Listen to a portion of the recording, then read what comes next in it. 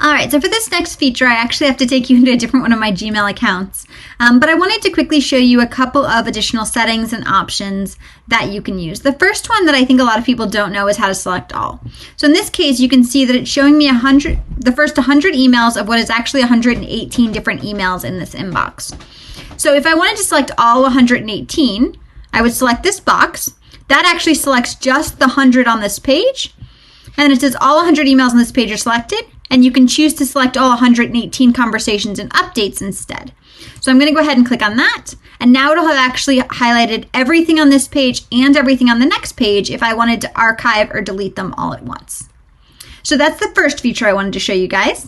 I'm going to switch back to my main account to show you the rest of what I wanted to show you. So what I wanted to show you here, I'm actually going to unselect those, is the difference between an archive and a delete button. So Gmail by default comes with a archive button. So I'm going to hop over to here and pick an email that I don't particularly care about. So this one, for example, I've already read it. I'm done with it. Now, if it is something I want to delete out of my account and get rid of entirely, I can go ahead and hit the delete button. But Google also has this archive button. And what archive does is it saves it in your account, but takes it out of your inbox.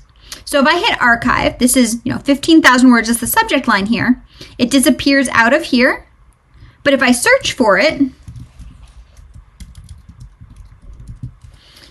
it'll still come up as a search. So it still exists in your account, but it gets it out of the way. My preference typically in a Gmail account is to archive almost everything rather than deleting it, because that means in the future you can always go back and pull those emails back up. So that is how to do select all. That is how to do archive versus delete. I want to walk you through some of the settings features too. The first one that we're going to look at, you'll notice here I have primary, social, promotions, updates, and forums tabs. And it's dividing up my emails for me into those different tabs.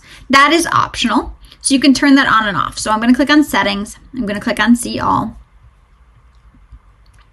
And let's walk through the general and then we'll walk through the advanced settings. So these are all pretty self-explanatory. Here, maximum page size, you can decide how many emails you want it to show per page. This is the undo send that we looked at in our previous video. You can actually default your text style if you want to. This is adding a send and archive button to your email. So when you hit compose, I can send or I can send and archive, depending on what I prefer to do. If I scroll down just a little bit more, you can turn on or off your grammar suggestions, your spelling suggestions, your autocorrect. On or off Google's auto suggestions. I like the Smart Compose. For example, when I type hey, it suggests the person's first name for me, so I can just add that automatically. Conversation view can be turned on and off. This is something that I think is actually particularly important to show you guys because a lot of people don't realize they can turn it off, and for a lot of people, it's a feature they do not like in Gmail. So when I have an email where I am emailing back and forth with somebody, it shows them all in a thread in Gmail. You can turn that off so they're each individual emails instead. So for example, if I was to come into here, you can see it's got the first email, the second email, and the third email all in a thread. Instead, you could tell it not to do that, and it would have this be an email in my account, and then this would be an email in my account separately with all of the previous emails embedded into that email. Let me pull back up my see all settings. Scroll back down to where we were. Desktop notifications on or off. The stars options here, you can actually choose how to set little notes for yourself in your email. So I'll show you that in just a second. And then this is keyboard shortcuts, whether you want icons or text as your button labels. You can set your picture that shows up in your emails for you.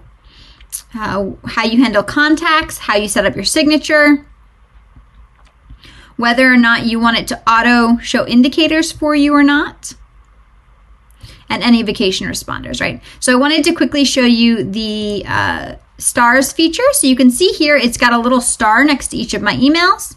And if I click once, it fills it in yellow.